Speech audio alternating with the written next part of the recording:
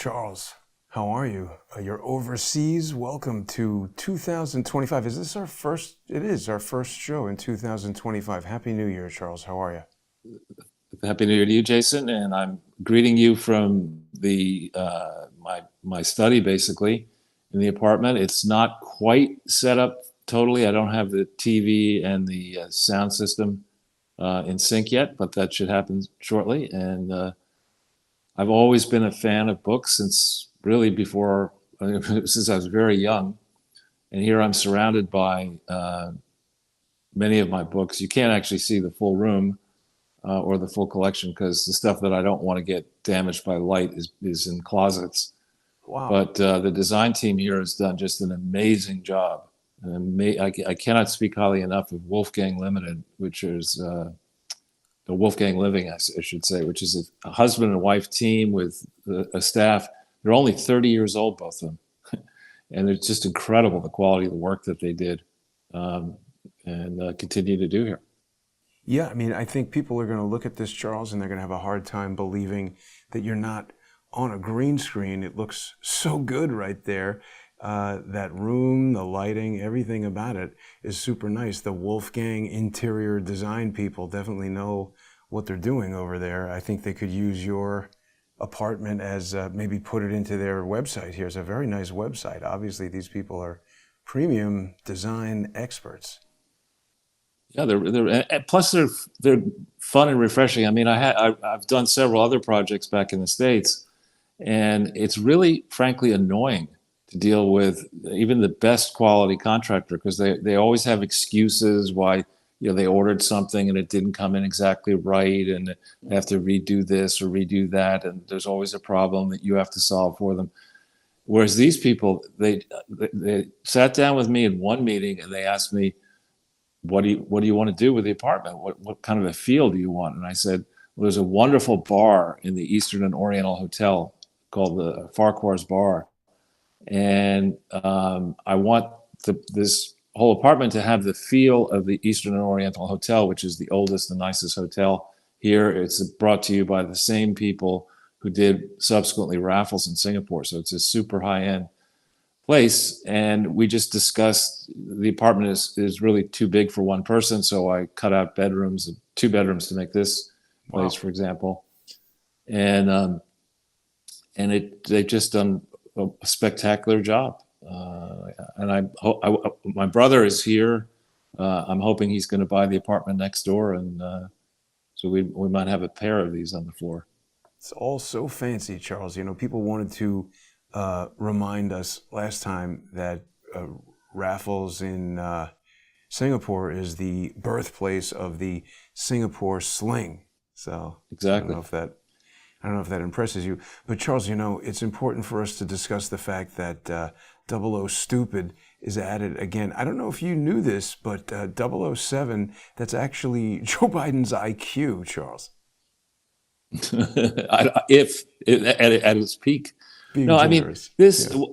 What they're doing. Actually, as I was thinking about preparing for the show, I was thinking a little bit about the degree to which awards now are handed out like cotton candy to undeserving people, and it makes me wonder how many of these Ivy League graduates who are swanning around governments and NGOs and mainstream media, how many of them were just given honored grades even though they didn't deserve them, given prizes even though they didn't deserve them? I think about Jake Sullivan, who I know a little bit about what Yale used to be like. I mean, Jake won almost every conceivable award that you can win for being the best student at Yale and Harvard Law, or wherever we went to law school, and I think he was a Rhodes Scholar.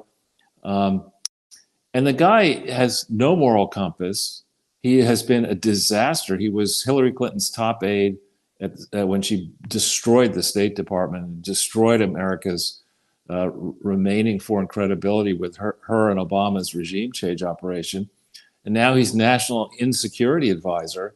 He had the gall the days before October 7th, with an atrocious Gaza episode. Days before that, he bragged about how the Biden administration and basically he had that the Middle East had never been safer. I mean, and this guy still has a job. And here's Biden daring to give the Presidential Medal of Freedom, which until he started doing this was the highest honor you can give to a civilian. He gave one to George Soros, who is persona non grata in his own country, in Hungary. He was kicked out of Russia.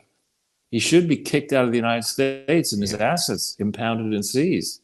40% of the violent crime in America, according to one article I was just reading, is in districts brought to you by district attorneys that Soros and his crooked foundations installed. And on the other hand, you give it to Hillary Clinton, who still has not answered and may never answer for her crimes at Benghazi. We still don't understand yet what was going on there. We still have morons in the mainstream press, which is basically virtually everybody in the mainstream press, trying to argue that what Hillary did with her secret toilet bowl servers and devices was just standard practice, that all people in high power in government used personal email. That's not the issue. Hillary is the only person who has ever dared to conduct all of her official business on unsecure servers and unvetted personal devices. She's the only person who ever did that. When Bannon and Navarro defied subpoenas, they went to prison. Hillary defied subpoenas. They had requested specifically those emails, and she caused, or her team caused, the emails, the devices to be destroyed. No one's ever had the gall to do that. And now this mushfuck, gives out the Presidential Medal, or dares to give that out to Hillary Clinton. I mean, there should be no mercy given to Joe Biden and Obama and Hillary and the various and sundry people who have made a mockery of the Constitution and have pumped and dumped more than $10 trillion of debt on the backs of our children and grandchildren that may never ever be repaid. These people have caused folks around the world to validly question whether an American government official's word means anything. And we need to remember that treaties are nice and regulations are nice and protocols are nice, but when you lose trust in what somebody will do outside the parameters of a treaty, you're done. And it could be that the dollar under Trump, that Soros's final act would be to try to destroy the dollar, as he did to the British pound. I mean, so that these two people would get this medal alongside somebody else, some NGO cook, chef guy, was seen, that Ryan Ruth guy apparently visited with another guy who got the Presidential Medal of Freedom. So grown-ups are clearly not in charge. Nobody's in charge of Biden, nobody decent. There's no system of checks and balances in the Biden administration, and there needs to be a fierce reckoning. Lawfare proponents need to be rounded up, and not the way they do it, lawfully prosecuted with a vengeance, so that people who dare to have bar licenses, who dare to go to law school, who dare to spread mayhem and confusion, going after their political opponents using public resources unlawfully, as Jack Smith did, as the January 6th committee did, as many other people are doing to you, and to other people. These people, Norm Eisen, Barack Obama, Hillary Clinton, Bill Clinton, people who should know better, who have been living off the public tit forever, are in some cases centimillionaires, following lives of public service. These people need to be made examples of. I did get finally Bill's latest screed, which is actually a rehash of much of what he's already written, and it's total fabrication. There's an acknowledgement section that goes on and on and on, thanking all the people who helped him with this piece of garbage, where, it's fine to talk about this initiative and that initiative. It would be nice if there was actually a legal entity that was validly registered and operating anywhere in the world, but there isn't. And this guy, who knows how much money he made from this Nazi book publisher, formerly Nazi-controlled book publisher, but to go ahead and publish yet another screed, and there's no pushback from the fake yappers, from the Anderson Cooper, from CBS, NBC, ABC. There's nobody.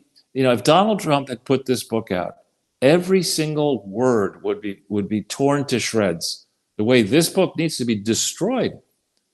I mean, he has many vignettes where he brags about things that he could not have done, that he's not connected in any of the required public filings to anything called the Clinton Foundation until 2009. Yet he brags about all the stuff he did beginning in 2001. My foundation did this. My foundation did that. He's not listed as an officer or trustee, and his quote foundation is reimbursing him for flying around private, for staying at fancy hotels, for having people work on his staff. They're paid by the foundation, even though they're doing personal work for him. He thanks his butler, for all the work. You got to be kidding me. I mean, how many people who've never worked in the private sector have enough money to have a butler? Yeah.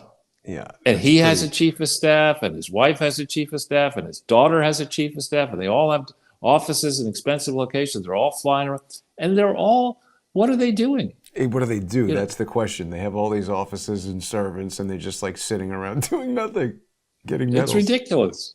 It's absolutely ridiculous. We're laughing, Charles, but it's really not funny. I mean, the rule of law is out the window. Criminals are literally running the country.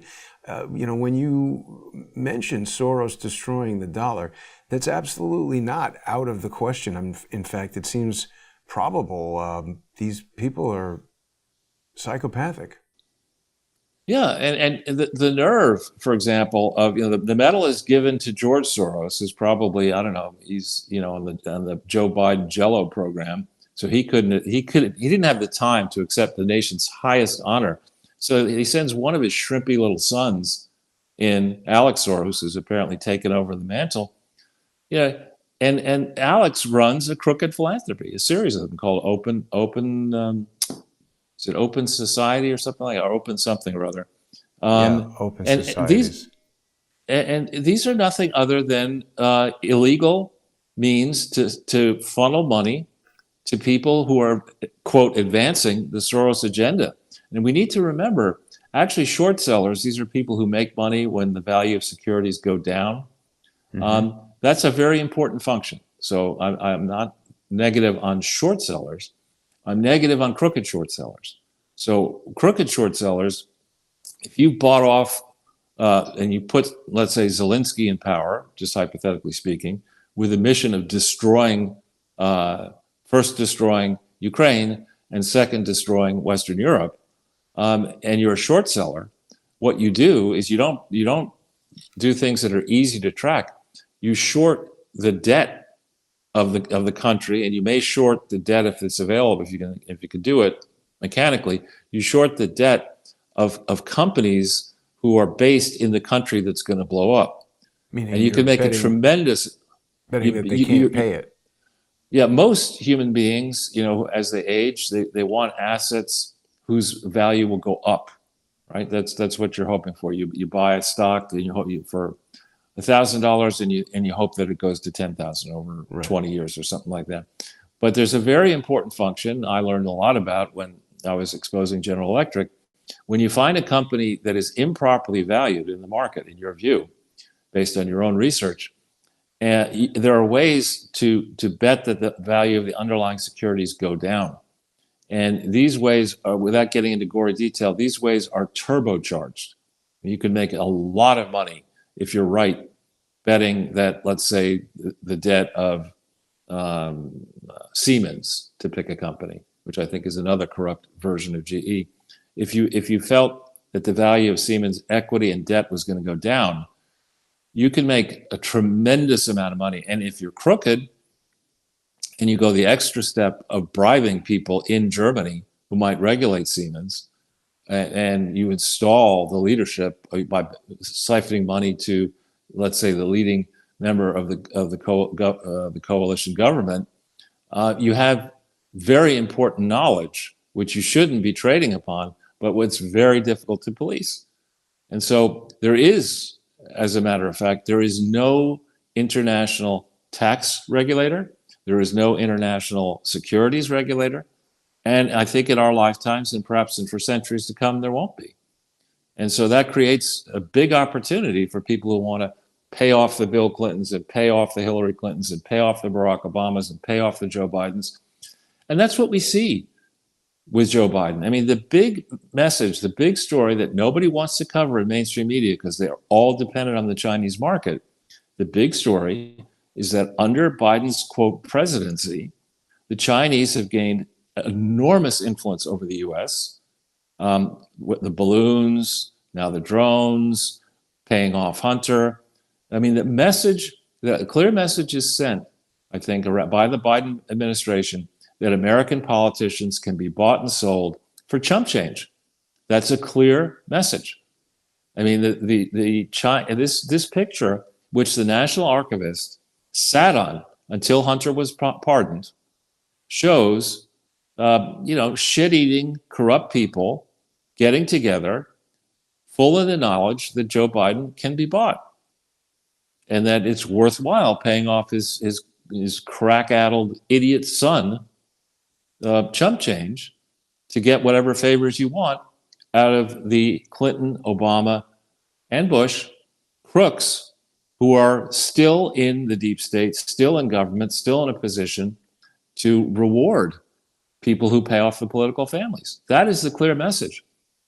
And until there is the kind of, I don't know, I wouldn't want to call it a national reconciliation as they had in South Africa, until you go through what happens periodically in England during their civil war after 1649, before 1660-ish, there were what were called compounding committees.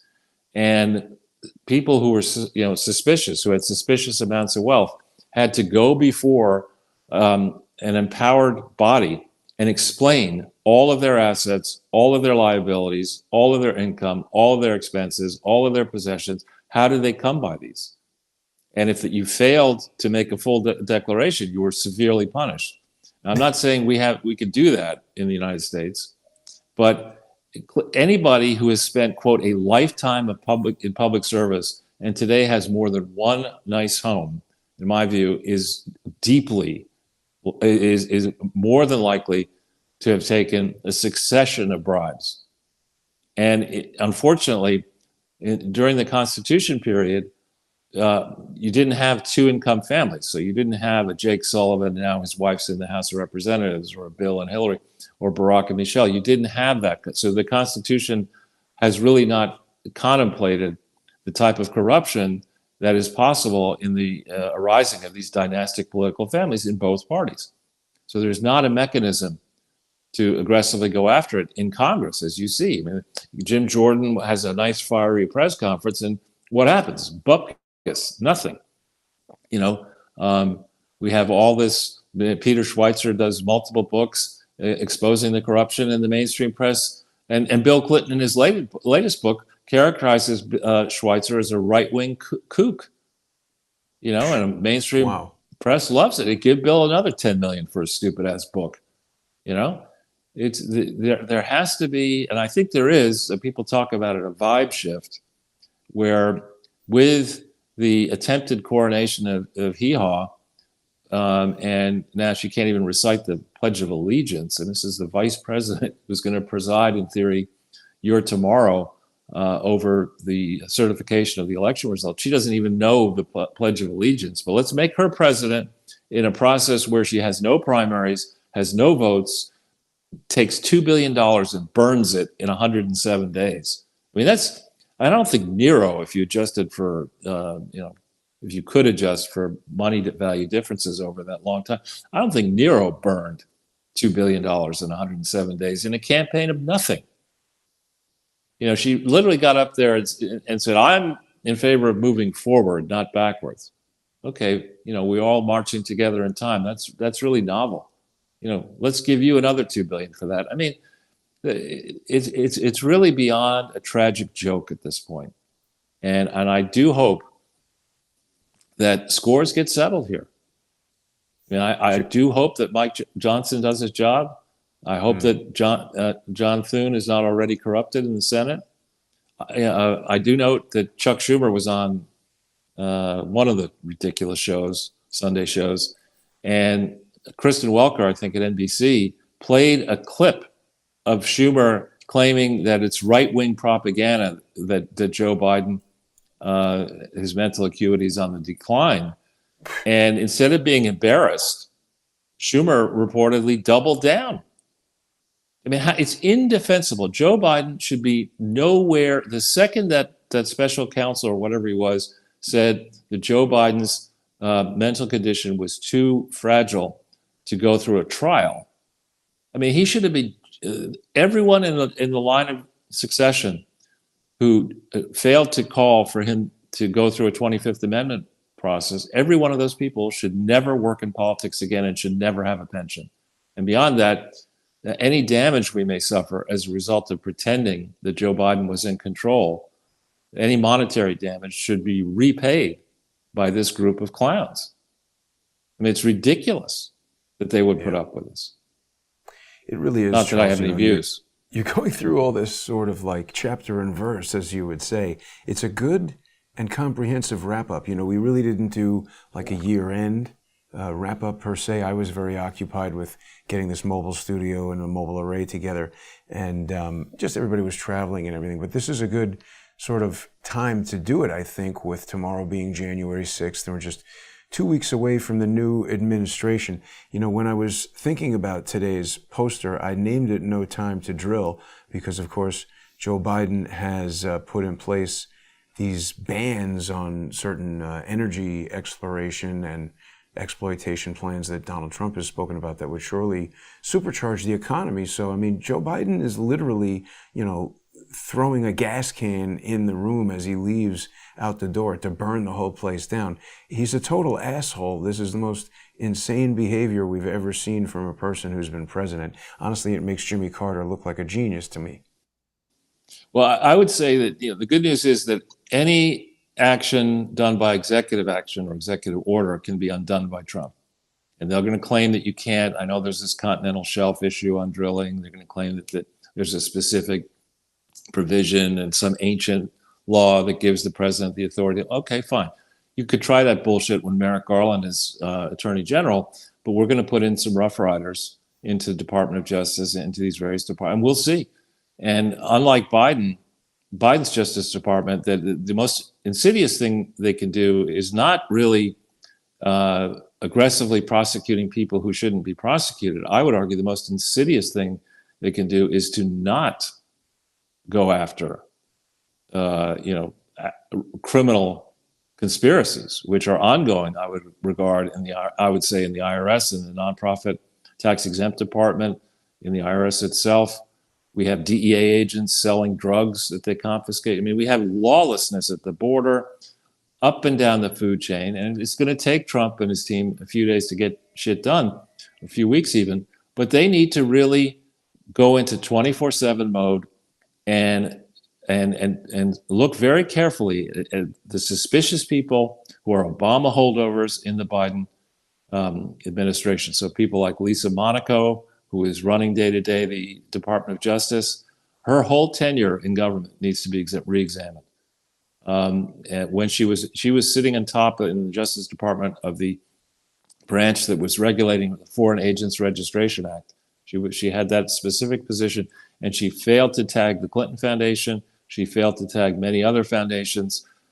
We've failed to have a true inquiry into what happened with USAID and how Hillary Clinton, as Secretary of State, could say, you know, these used to be separate organizations. Forget all that. We're going to make sure we're not going to fill the job of Inspector General overseeing the State Department, and we're going to fold USAID into the State Department. So that gave her and Bill, while he was, quote, running the Clinton Foundation and its various arms, that gave them the ability to take vast sums of money directly and indirectly through various pockets and see that money bleed into contractors to foundations, companies that were involved with foundations, probably billions of dollars of grift in the Obama years, continuing, frankly, in the Trump period, because Trump got hobbled in the beginning. Sessions was a disaster. I can't even say the guy's name. Barr, another disaster. And who knows how many other disasters are on the staffs. You see, the way government quote works. You can focus on the high level people, and you can even focus on John Kennedy, who's hilarious, um, the senator from Louisiana, who gives great sound bites on TV. But sound bites are one thing.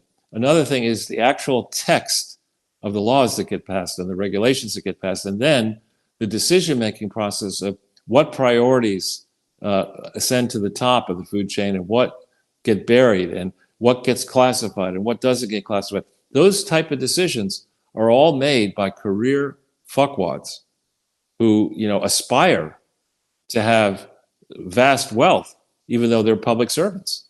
Those are the people that need to be. We have arterial sclerosis, or whatever the phrase is, in the bureaucracy. They need to be flushed out, and through by aggressive means. And we need to get back to the business, a serious business of getting our fiscal house in order internally, controlling our borders, revamping our school system so we stop churning out mush heads, purple-haired mush heads with nose rings, and instead aspire to for excellence in every aspect of education.